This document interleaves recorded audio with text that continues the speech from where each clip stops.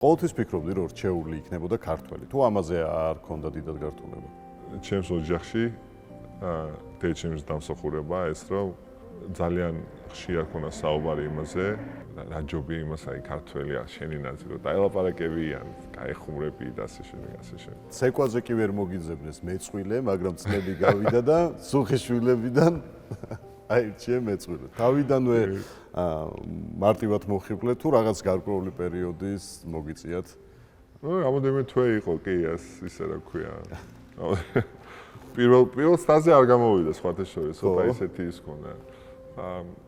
თიკა არ მალავს ამას და პირველად რომ გავიცანით და ეს როგორც ჩვენ შევხვდით და რაღაცა ხელი ჩამოვართვით და მეც ჩემი სახელი უთხარი და არიცოდა რომ ზაზაფაჩულია. არა კი, მაგრამ ხო ესე გინდა რომ რაღაც თავდამორის იმას ქნა და ეხლა რატომ უნდა ჩააყენო ადამიანი ისეთ სიტუაციაში, ხო?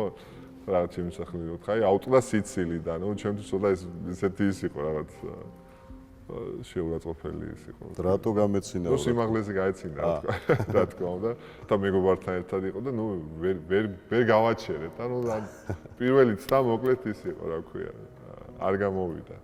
რამოდენიმე თვის მერე არ ქონია კომუნიკაცია, ეს მოხდა ივნისში და სექტემბერში როგორ თქვი შენ სწორ დროს, სწორ ადგილასო. სწორ დროს, სწორ ადგილას. ზუსტად ეს მოხდა.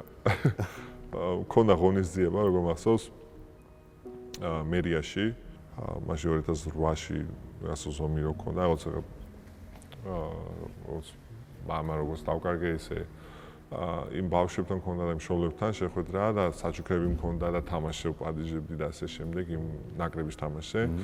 იმ ბავშვებს ვინც მამები დაკარგეს ომში და ძალიან რატო გეყვება ამ დეტალს, იმიტომ რომ ძალიან მნიშვნელოვანი მომენტი იყო ჩემთვის. ამაში ხო ის ახალგაზრდა ხარ, იმ ხელა გამოცდილება არ გაქვს საუბრის ან დახვეწილი და ასე შემდეგ. სულ ფიქრობდი, რომ ოკეი, მინდა სწორი მესიჯი იყოს, მინდა რომ რაღაც ინსპირაციული იყოს, მინდა რომ მოტივაცია მიეცეთ ამ ბავშვებს, იმიტომ რომ საკუთარ თავზე მაგ გამოცდილი და არა მარტო ბავშვებს, დედებსაც, რამდენად რთული არის და მათ შევდივარ მათ მდგომარეობაში, იმიტომ შეიძლება ერთმა სიტყვამ შეცვალოს ბავშვის მომავალი ან აზროვნება და ასე შემდეგ. და მანქანიდან გადმოვდივარ და როგორც ეს მოკლე მონაკვეთი, ფიქრობ ამ ყველაფერზე, შევალ თუ არა მორჩა, იწონ რო იტყვიან, რა უკვე შუქები ინთება და ყველა სიტყვაზე ყველა ნაბიჯს მნიშვნელობა აქვს. და ამ მომენტში მე რომ მანქანიდან გადმოვიდი და პირველ ნაბიჯს დგამ, თიკამ გამიარა წინ. ოღონდ თიკას ყველგან ვერავის ვერ ხედავ. იმიტომ მარტო ფიქრობ ამაზე. და თიკას ეგონა რომ დავაიგნორე, და ისე რაღაც არ ყოფილა, მართლა ვერ დავინახე. და ნუ მე ჩვენ საერთო მეგობრებს დაურეკა და კარგად მლანძღა, იმიტომ რომ თიკას ეგონა რომ დავაიგნორე. რატო არ მომესალმაო? არ მომესალმა, ეს ყოფილა ყველაზე ცუდი ადამიანი და ხო და მე დაუკავშირდი. არ მე ჩემმა მეგობარმა უთხრა რომ ნომერი დავკარგეო ზაზასიო და აი აუცილებელი საქმე მაქვს და ძალიან გთხოვ ჩემთვის გააკეთე და არა ზაზასთვის არამედ აი ჩემთვის საქმე მაქვს რაღაც. ხო და ნუ ერთმანეთს იმდენ ხანს ელაპარაკენ იმაზე რომ მოსულიყო თუ არ მოსულიყო, ამას მოსვლა უნდა და იმას ის თხოვდა და ასე შემდეგ, ასე შემდეგ. მე ამასობაში ვილაპარაკე, სურათები გადავიღე, საუბრე მოვეფერე, ჩავეხუტე, გადავეცი საჩუქრებიც, ბილეთებიც და მორჩი და ზუსტად მაგდროს შემოვიდა თიკა, რომ შენს მეგობარს ტელეფონზე საუბარი უნდა და ჩემო მეგობარმა მითხრა, ყველა იმსახურებს მეორე შანსს და მეორე შანსი კარგად არის დადებითად და ესეთ წარმატებულად დამთავრდა. ძალიან კარგი. დღეს 4 შვილი ყავს, ასე რომ შვენიერი. თუმცა რთული იქნებოდა თიკასთვისაც, როდესაც უკვე შეგიყვარდათ ერთმანეთი, მაგრამ მოუწევდა უარი ეთქვა სუხიშვილებზე, უარი ეთქვა საქართველოში ცხოვრებას და წამოსულიყო. სიყვარული რას არ გაგეკეთებინა სულაგლეთ ადამიანის ცხოვრებაში, ხო? უბრალოდ ახლა რეალობიდან, სიტუაციიდან გამომდინარე, ანუ სხვა გამოსავალს მე ვერ ხედავდი. არ ვიცი ხა ნიანიუ და ილუშკა თუ გადმოვიდოდნენ ამერიკაში დიდი სიამოვნებით. ასამბლეანად. თავის ასამბლეანად.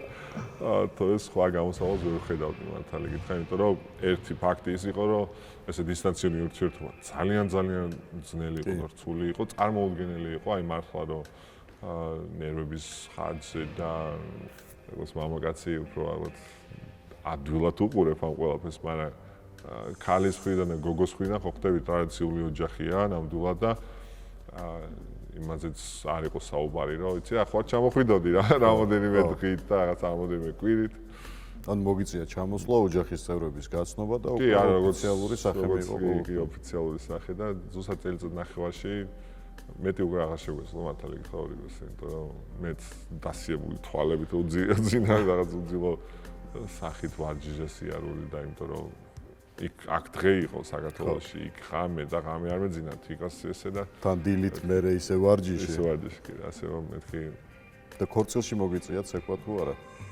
ის ბავშვობაში ნასწავლი ცეკვის ილეთები. კი, არა, სხვა შორის გამომადგა ნამდვილად. ამერიკაში ერთ-ერთი სულშვილების მოცეკვავი, რომელიც იქ ცხოვრობს ახლა. რაც ქართულ ქორწილში ვიყავით ამერიკაში, ატლანტაში თუ ვაშინგტონში ვიყავით უბრალოდ და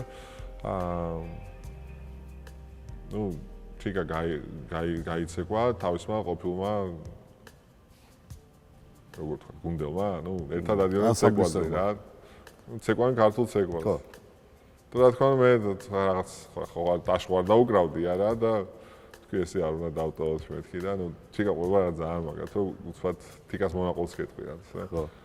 უცბად რაც ხო ისე რაღაც ქარი მოდის, რაღაც ქარის ხალი მოდის და გავიხედე ზაზა მოდის იმით რა ქვია აჭარული სილეთებით იგი რა ბოლო მაგიდიდან წარმოვიდგინე იქ რა ანუ არც დაველოდე ის არა სცენაზე გავიდოდი იქიდან მაგიდებს შორის და ჩავხდი შუაში რომ თქვი ესე არ უნდა სატან რა თქმა უნდა სად არის ამ საცეკვი 4 შვილის მამობა არ არის მარტივი ყოველთვის გინდოდა როგორც დედის ერთას რომ რამდენიმე შვილი ყოლოდა კი არა ყოველთვის აი ბავშვობაში სიამოვნებდა ის ფაქტი რომ აი ძმები ან დაძმასო ერთმანეთი გვერდში დგომა და რაღაც გატანა და რაღაც სიყვარული ესეთი მაგარი ურთიერთობა აი ყოველთვის სამაგალითო იყო ჩემთვის და ამაზე ვოცნებობდი სიმკაცრე კაცრე მამობა და ალბათ რა ვიცი მე ვფიქრობ რომ ვცდილობ ყოველ შემთხვევაში ჩემ თავზე ვმუშაობ იმაზე რომ ვიყო სამართლიანი არის რაღაცეები ჩვენთან ოჯახში რაც მიუღებელია არის რაღაცეები რაზეც გავატარებთ ხდები ანუ ვცდილობ დავაბალანსო რა და სანამ ხა ბავშვები ამას ისწავლიან რომ მიხვდებიან დრო ჭირდება ხანდახან რამოდენიმეჯერ მოგიწევს გამეორება